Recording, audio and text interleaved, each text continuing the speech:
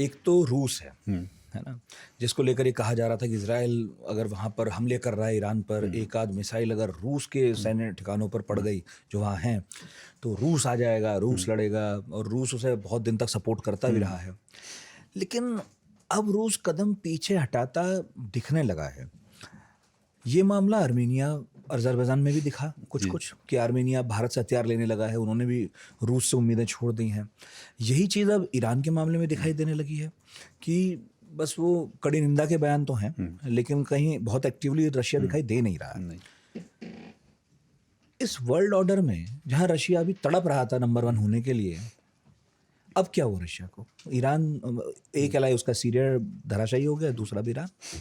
इसमें इंटरेस्टिंग बात तो ये कि इजराइल की तकरीबन 25% आबादी जो है यहूदियों की, वो रशियन ओरिजिन है।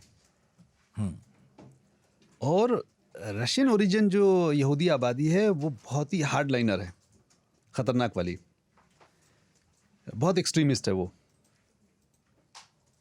रशिया के उन सबसे बहुत अच्छे ताल्लुकात हैं और उनका रशियन पॉलिटिक्स पर बहुत इन्फ्लुएंस है। जैसे हाँ, जो जर्मन ओरिजिन या यूरोपियन ओरिजिन जो यहूदी हैं उनका अमेरिका पे बहुत असर है, और जो रशियन ओरिजिन है उनका रशियन पॉलिटिक्स पर बहुत ज़्यादा उसका गहरा असर है। ईरान के जितने भी इंस्टॉलेशंस थे सीरिया के अंदर, तकरीबन पिछले असद रजीम के ख़िलाफ़ जब वहाँ कार्रवाई शुरू हुई तो 2010 से लेकर के 2022 तक 24 तक की करीब 100 हमले हुए ईरान और सीरिया के उस पर। वो पूरा आसमान उस वक्त एयर स्पेस जो है वो रशिया के कंट्रोल में था। वो पूरी इंटेलिजेंस रशिया के बगैर उनको नहीं पता चल सकती थी। और बॉम्बिंग की एक भी ऐसी एग्जाम्पल नहीं है कि 100 मरतबा इजराइल ने एयर स्ट्राइक किए सीरिया के अंदर, कभी एक मरतबा भी रशिया ने उसको रोक लिया हो, नहीं किया। अब ईरान का प्रॉब्लम ये है कि ईरान के पास और कोई दोस्त है नहीं। अपना नुकसान बर्दाश्त करने के बावजूद भी उन्होंने रशिया के ऊपर अपनी निर्भरता बनाए रखी, और ये निर्भरता बहुत पहले से थी। और अब इस मरतबा आकर के जब खुद अपने ऊपर हमला हुआ तो उनको ये बात महसूस हो रही है जैसे उनको S-400 मिलना चाहिए था, अभी तक नहीं मिला। Su-35 उनको मिलना चाहिए था, अभी तक नहीं मिला है। जो बहुत ज़रूरी डिफेंस इक्विपमेंट्स है वो उनको नहीं मिले। तो कल ईरानियन एम्बेसडर जो मॉस्को में है, कल उनका बयान उन्होंने अपना दिया है। उन्होंने कहा है कि हम इस बात को याद रखेंगे कि इस गहरे संकट के समय पर हमारे साथ कौन खड़ा हुआ था और कौन नहीं खड़ा हुआ था, जिसमें इस बात की तरफ इशारा है कि वो रशिया को तनकीद कर रहे हैं, और शायद चाइना को भी कर रहे होंगे। चाइना हो सकता है भेज दे कुछ उसमें, रशिया क्यों नहीं भेज सकता? पहला तो ये है कि वो इजराइल के सिक्योरिटी को लेकर के बिल्कुल वैसे ही है जैसे अमेरिकन हैं।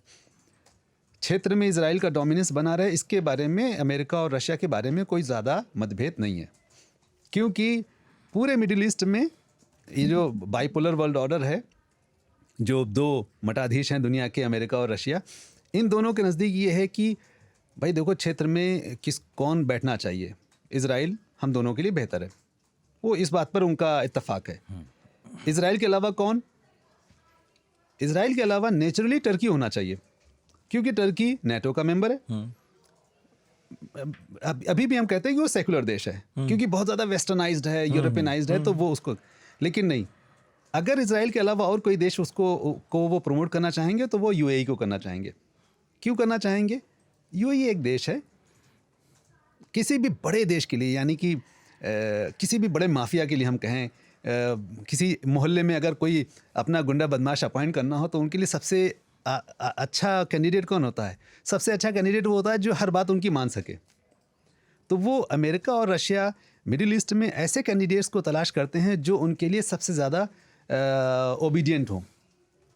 इजराइल रहेगा, उसके अलावा यूएई एक ऐसा कंट्री है जो उसके फ़ायदे भी, मतलब यूएई को बहुत पैसा मिल रहा है इस वक्त। अगर आप यूएई जाएंगे तो इंटरेस्टिंगली आप दुबई वगैरह में सब जाएंगे तो सबसे ज़्यादा पैसा रशियंस लेकर आए हैं। वहाँ ये है कि पैसा आप कैसे भी लाइए, बस हमारे देश में पैसा लाइए। उसके बाद यूक्रेनियन सबसे ज़्यादा पैसा लाए, तो यूएई वालों की तो चांदी है, वो उसमें खूब कमा रहे हैं। लेकिन रशिया का पूरे मिडिल ईस्ट को लेकर के अमेरिका के साथ कोई बहुत बड़ा मतभेद नहीं है। तो ईरान को कमज़ोर अगर हो जाता है तो रशिया को बहुत ज़्यादा नुकसान नहीं होगा। और ट्रंप जो रशिया के साथ डील कर लेना चाहते हैं तो रशिया को लगता है कि वो ज़्यादा बेहतर होगा। तो अभी वो महीने 2 महीने वो बहुत ही स्लो पेस में जाएंगे। रशिया, मैं नहीं समझता कि रशिया कोई बहुत ज़्यादा बड़ी पोजीशन लेगा, बल्कि उन्होंने बोल भी दिया है, रशियन स्टेटमेंट आया है उनके फॉरेन मिनिस्टर का कि ना तो हमसे ईरान ने मदद मांगी है और ना हमारी तरफ से अभी ऐसा कोई ऑफ़र जा रहा है।